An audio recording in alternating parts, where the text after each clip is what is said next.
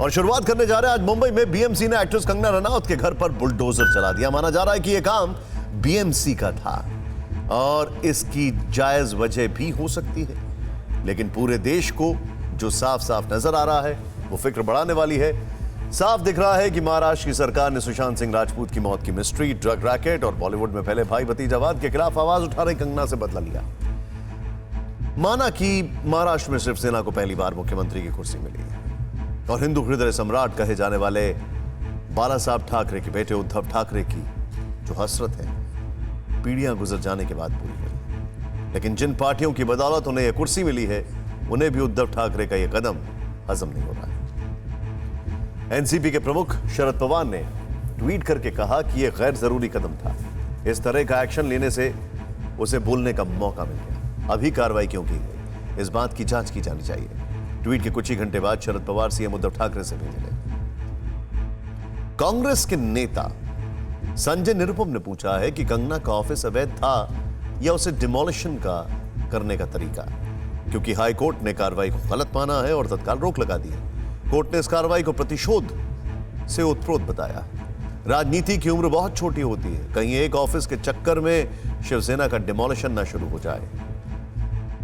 साफ है उद्धव ठाकरे का 30 मार खां बनने का यह तरीका किसी को भी रास नहीं आ रहा है और जिस तरह महाराष्ट्र और मुंबई को शिवसेना अपनी प्राइवेट प्रॉपर्टी समझ रही है, ऐसे आरोप लगाए जा रहे हैं, वो सबको परेशान कर रहा है। सवाल यह भी है कि क्या उद्धव ठाकरे को मुंबई में सिर्फ एक ही बिल्डिंग में अवैध निर्माण नजर आया? क्या उद्धव ठाकरे जानते भी हैं कि जिस गली में कंगना के दफ्तर को ढहाया गया है उस गली में किसी और घर में अवैध निर्माण नहीं हुआ है? जिस शहर का बजट 4 राज्यों से ज्यादा है वहां एक बारिश में ही पानी भर जाता है। क्या आज तक महाराष्ट्र की कोई भी सरकार इसका हल ढूंढ पाई? और क्या उद्धव ठाकरे अपने मुख्यमंत्री रहते इसे खत्म कर पाएंगे? क्या मुंबई की समस्या सिर्फ कंगना का दफ्तर ही है? जनता और मीडिया ही नहीं, अदालत भी इस डिमोलिशन पर सवाल उठा रही है। कहने को यह कह सकते हैं कि पहली बार भारत की मीडिया अवैध निर्माण करने वालों के साथ खड़ी नजर आ रही है, लेकिन यह विरोध अवैध निर्माण तोड़ने का नहीं है। हम ऐसे लोगों के खिलाफ हैं जो खुद को मुंबई का बादशाह समझने लगे हैं। जेसीबी मशीन से पहले 20 ऐसे कर्मचारी हैं जो तोड़क दस्ते में शामिल थे। जो बालकनी का हिस्सा था उसे तोड़ा जा रहा है। ये अवैध निर्माण था, काफी तेजी से अंजाम दिया जा रहा है। उनके हाथों से ऐसा इशारा लग रहा है कि बाकी चीजें भी गिरानी हैं।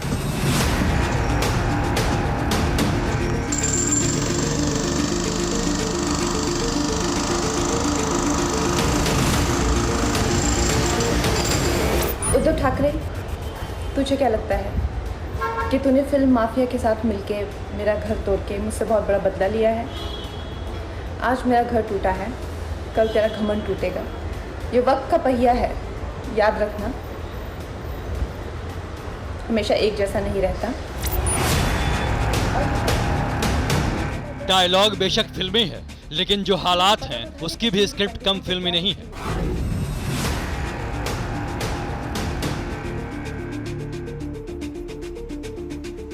जिस तरह रियल लाइफ में सरकार के खिलाफ बोलने वालों के पीछे पूरा सिस्टम पड़ जाता है, उसी तरह का एक्शन रियल लाइफ में भी देखने को मिल रहा है। जो बालकनी का हिस्सा था उसे तोड़ा जा रहा है। ये अवैध निर्माण था। सुशांत केस में आवाज उठाने वाली और बॉलीवुड में ड्रग सिंडिकेट पर बेबाक बोलने वाली कंगना ने शिवसेना सरकार के खिलाफ मुंह क्या खोला। पूरी सत्ता, पूरा सिस्टम उनके पीछे पड़ गया। कार्रवाई को अंजाम दे रहा है और बाहर कानून की आड़ में ये भले ही सही हो, लेकिन आज पूरा हिंदुस्तान कह रहा है कि कंगना के ऑफिस में तोड़फोड़ राजतंत्र के गलत इस्तेमाल का सबूत है। सीधे सीधे लोकतंत्र और अभिव्यक्ति की आजादी पर हमला है।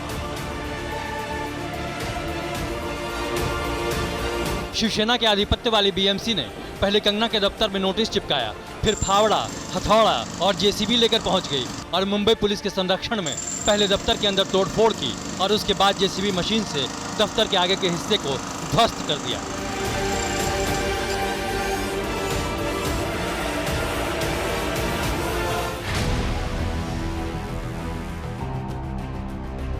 न ठीक से नोटिस का जवाब देने का मौका मिला, न ही कोई सुनवाई। बीएमसी ने कंगना के दफ्तर पर ऑन द स्पॉट फैसला किया। बीएमसी ने कल पहला नोटिस चिपकाया था, जिस पर कंगना के वकील ने जवाब दे दिया था, लेकिन आज बीएमसी ने उस जवाब को संतोषजनक नहीं पाया और दूसरा नोटिस चिपकाकर तोड़फोड़ शुरू कर दी।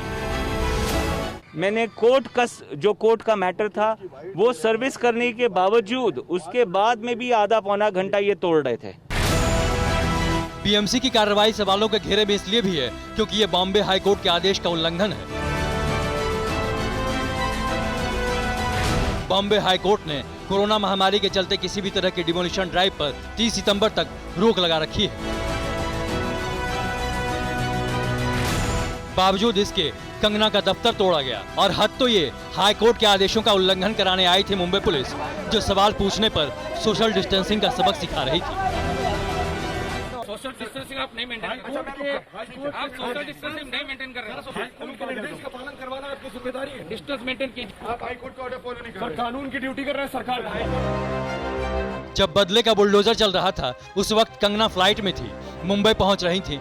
इधर उनके दफ्तर पर हथौड़े चल रहे थे, तो उधर कंगना के ट्वीट भी उद्धव सरकार के लिए हथौड़े से कम नहीं थे। बात बाबर पाकिस्तान तक आ गई। मणिकर्णिका फिल्म्स में पहली फिल्म अयोध्या की घोषणा हुई। यह मेरे लिए एक इमारत नहीं, राम मंदिर ही है। आज वहाँ बाबर आया है।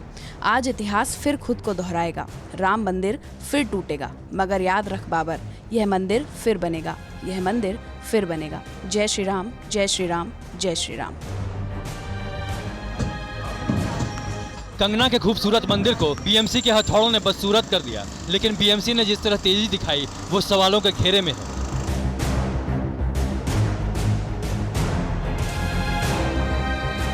आरटीआई के तहत हासिल जानकारी के मुताबिक बीएमसी को 1 मार्च 2016 से 8 जुलाई 2019 तक कुल 94,851 अवैध निर्माण की शिकायतें मिली और इनमें से सिर्फ 5,441 अवैध निर्माणों के खिलाफ एक्शन लिया गया।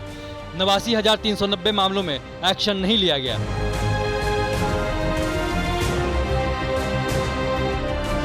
बीएमसी का यह ट्रैक रिकॉर्ड देखकर आपको समझ में आ गया होगा कि अवैध निर्माण के मामलों में वो कितनी तेजी से काम करती है, और यही वजह है कि कंगना के दफ्तर में बीएमसी की कार्रवाई की टाइमिंग और मंशा सिर्फ और सिर्फ बदले की ओर इशारा करती है। अड़ी सोमवार से शुक्रवार शाम 6 बजे सिर्फ TV9 भारतवर्ष पर।